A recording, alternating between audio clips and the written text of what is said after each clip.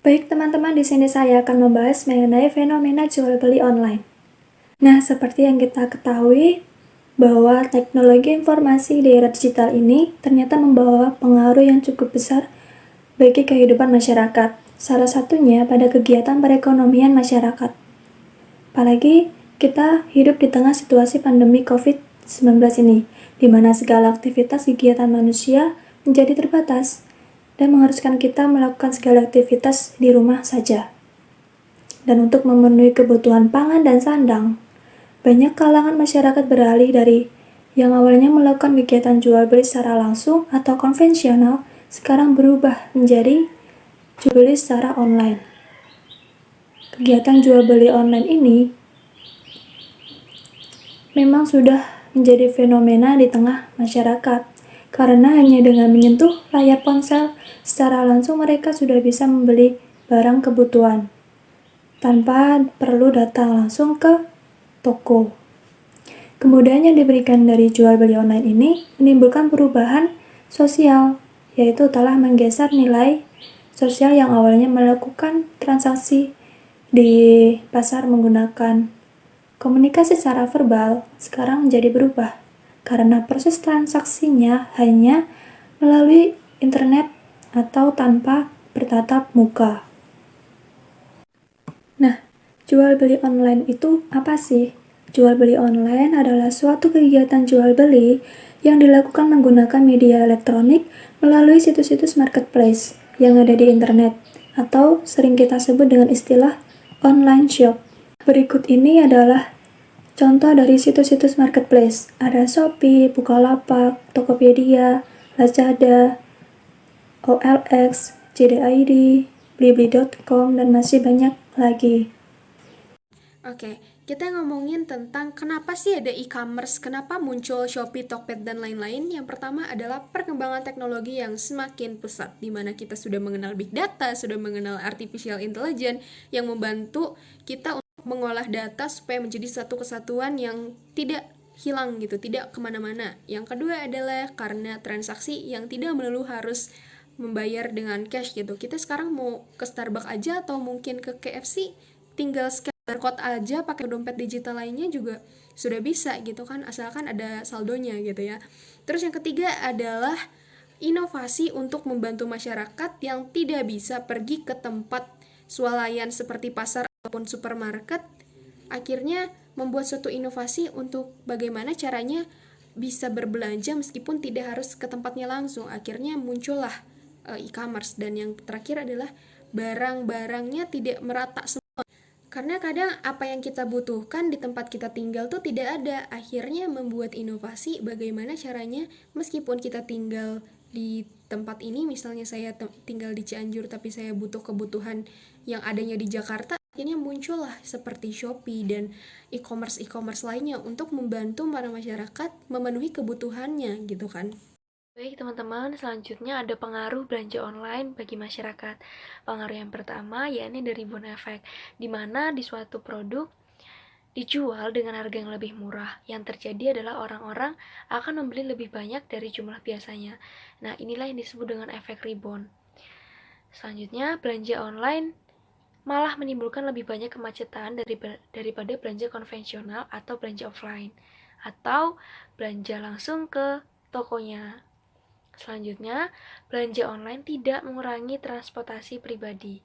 Selanjutnya, belanja online memanjakan impulsif buying atau impulsif buyer, di mana orang-orang membeli tanpa melihat latar belakang kebutuhan kita, atau membeli hanya sekedar ingin memenuhi emosional sesaat. Yang terakhir adalah limbah plastik. Pembelian online pasti mengutamakan keamanan barang tersebut. Oleh karena itu, dengan sedemikian rupa dibungkus atau dikemas menggunakan plastik agar barang sampai dengan aman. Ada dampak belanja online. Dampak belanja online yang pertama ini saya akan lihat dari segi penjual atau dampak belanja online bagi penjual. Dampak positifnya yakni bisnis online memberikan peluang besar bagi para pengusaha kecil atau UMKM. Selanjutnya, pengusaha pemula dapat bersaing dengan para pengusaha yang sudah mapan. Selanjutnya, peluang pekerja yang terbuka dan meningkat dengan pesat. Yang terakhir, memberi keuntungan bagi penyedia jasa penunjang. Demikianlah dampak positif. Selanjutnya kita ke dampak negatif. Dampak negatif dari belanja online dari segi penjual. Yang pertama, bisnis tidak tepat pada sasaran. Yang kedua, loyalitas customer yang kurang atau customer loyalty atau kesetiaan customer terhadap toko si penjual. Ada dampak belanja online. Dampak belanja online yang pertama ini kita ke dampak dari segi pembeli. Oke, yang pertama ada dampak positif. Dampak positif sebagai pembeli, belanja menjadi lebih praktis. Bisa membandingkan harga satu toko dengan toko yang lain, hemat tenaga dan waktu. Lalu bisa mendapat barang dari mana saja, dari luar kota mana saja. Dan harga biasanya lebih murah. Dan dapat membantu perekonomian pedagang kecil. Selanjutnya ke dampak negatif. Kadang tidak sesuai dengan foto atau kualitas barang yang tidak sesuai dengan gambar. Selanjutnya, barang yang tidak diterima kadang cacat, ada yang rusak, kadang ada yang pecah. Selanjutnya, tidak bisa membedakan barang asli atau tiruan, barang ori atau KW. Selanjutnya, sering terjadi penipuan setelah uang ditransfer, ternyata barang tidak dikirim. Atau menimbulkan perilaku konsumtif atau boros. Waduh, ada voucher Shopee nih, aku pakai deh, misalnya gitu. Padahal nggak butuh. Selanjutnya yang terakhir, rentan aksi pembobolan rekening jika pembayaran dilakukan melalui internet. Yang berikutnya tips-tips. Tips yang pertama bagi pembeli. Yang pertama, memilih rating barang yang tinggi. Kedua, memilih seller atau toko yang terpercaya. Ketiga, melihat ulasan produk. Yang keempat, membaca deskripsi produk. Yang kelima, mencermati syarat dan ketentuan dari produk. Untuk tips yang kedua bagi penjual. Yang pertama, menjual barang dengan kualitas yang baik. Kedua, memiliki sikap jujur dan loyalitas terhadap barang yang dijual. Ketiga, membuat iklan produk yang menarik. Keempat, memasang harga yang kompetitif. Dan yang kelima, mempromosikan di media sosial yang lain. Nah, seperti yang sudah dijelaskan tadi, dengan semakin canggihnya teknologi membawa dampak yang cukup besar terutama dalam bidang perekonomian, yaitu dengan munculnya aplikasi berbelanja online seperti Shopee, Lazada, Tokopedia, dan lain sebagainya.